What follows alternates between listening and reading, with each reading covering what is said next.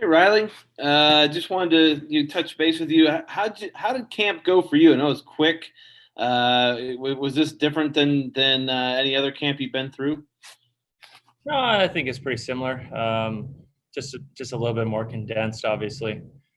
First couple days were pretty tough, as Torts is notorious for. A lot of skating, getting the legs back underneath us. So there were some tough days where you don't feel too great on the ice. But the last couple of days, you felt like I had a little bit more energy, a little bit more pop. So all that early work obviously paying off. You've had a chance in this camp a couple times to kind of slide out there to the right wing a little bit, and you've had that chance here in the past as well. I know you probably don't have a preference necessarily, center or wing, but how nice is it? Do you think for this roster to be able to have as many centers, guys who can play center and just have the flexibility, I guess, that you guys have to put a lineup together? Yeah, I think that's a huge plus if you have a lot of guys that can kind of play different positions. Obviously, this year with so many unknowns, COVID, injuries, whatever's going to be thrown at us, the more guys that are able to play different positions and the more flexibility you have with your lineup, and you can keep putting the best roster out there instead of having certain guys locked into certain spots and having to go with that. So I think it's definitely in this season with 56 games and I don't know, I think 110 days. I think that's a big plus for us. How excited or eager or ready, I should guess you should say, just to see a different team and actually play a real game. Yeah, it'll be nice. It'll be nice to, like a lot of guys in here, we didn't know when the season was going to start, if it was even going to happen. So after all this time of waiting, it's just really nice to see things finally taking off and all the hard work that a lot of people have put in behind the scenes come to fruition. So I know guys in the locker room are pretty anxious finally to not be battling against each other on the ice and we get to see somebody else. Thanks a lot, Riley. For me. We'll go to Dave Metzel. Go ahead, Dave. Hey, Riley, good to see you. The emphasis going into this camp has been on trying to unleash that offense a little bit, open it up a little bit. From your perspective, have you seen a change? And if you have, where have the changes been?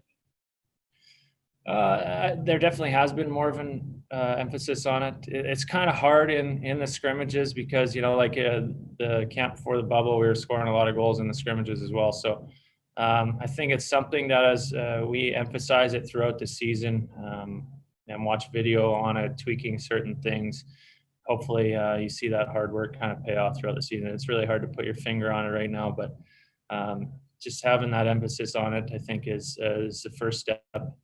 We talk a lot about defense being on the right side of the puck, but there are definitely plays to be made out there, and having people accountable to making those plays and having the green light to do it. So I think is a big plus for a lot of guys. We got some skilled guys in that room that are looking forward to playing with the puck and making plays. So hopefully we come and gel together quickly and find our offensive groove tomorrow night. You use the word accountability. How fine is the line between making sure you're accountable and knowing, okay, I got a green light, I'm going to go here? It's very fine. Yeah, it's not going to come back right away, obviously. I think that natural instinct kind of grows on you throughout the year and you learn through positive or, negative reinforcement, kind of what works and what doesn't. So I think that'll be a line that's kind of moving throughout the season and it's different for every single guy too. A guy like myself probably won't make as many plays as a guy on the top line, but still got to be accountable to making those plays when they're there. And I just have one kind of off ice question for you. Usually camp is a time when you guys can bond on and off the ice. You go out to dinner, you go out, grab a drink, whatever. This year, that's really not available to you. How different has this camp been in terms of what you're finding time to do once you leave the rink? And I mean, it'll carry into the season as well. You guys are pretty limited in what you're able to do. Yeah, it's definitely strange because this time of year, it's like getting together with the guys as much as possible, spending as much time together, getting to know one another.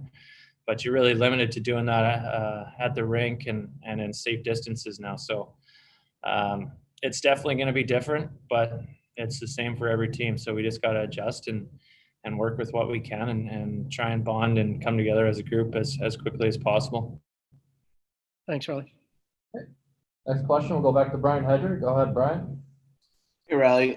This doesn't seem like it should be a big deal at all, but I'm, just kind of curious of what you and other players may think. But the NHL, this year during the regular season, guys who test positive, they're gonna ID, say who tests positive, names and stuff.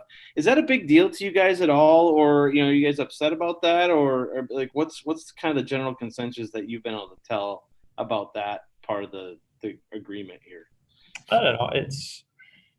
I can't speak for everybody. For me, it doesn't bother me that much, just because I know I'm taking as many precautionary measures as I can, and where you pick it up can be some really random spot where you are being as safe as possible. You're going to the grocery store, you're sanitizing your hands, that's the only trip you make outside your house, and you can still get it. So for me, it's not a huge deal because I kind of know that what I'm doing. I can't really control what other people think about the stigma that somebody might get from having COVID. I don't think that's each individual's opinion. For me, I don't think it's a huge deal because it's literally everywhere. So I think for your mental health, you need to leave your house a little bit, but obviously being as safe as possible when you do that is priority number one. So yeah, everyone's opinion will probably be different.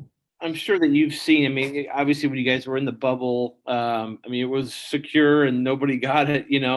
Other sports leagues have done it kind of the way that you guys are doing it: baseball, football, those kind of things. So I'm sure you guys have seen how those have gone. I mean, some teams have had to shut down, and others haven't.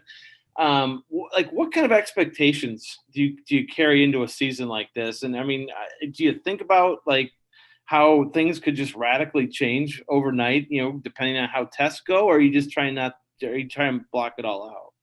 Yeah, I think blocking it out, and you just try and be as safe as possible. They have protocols in place for us to try and eliminate as many close contacts. So if one guy gets it, that it doesn't spread throughout the whole team. That you try and keep that into a tight circle. So I think they've done a really good job with that. Um, like I said, I think you can only do so much. You can only control so much. I think a lot of people have been really, really careful with this and have still gotten it some way. So, that's not something I'm going to worry about. And on the other side, just if it does, and when it does happen, which I'm sure it will, just I think everybody in that room knows just being resilient. You just got to kind of go with the wave and just try and make the best out of each situation. There's going to be some tough times. We're going to be shorthanded, I'm sure, at some point, but you just got to deal with it. It's going to happen to every team in the league. So there's no excuses, no complaints. Just put your head down and get to work. Thanks, Riley. All right, I have no more questions for Riley. Thank you, sir.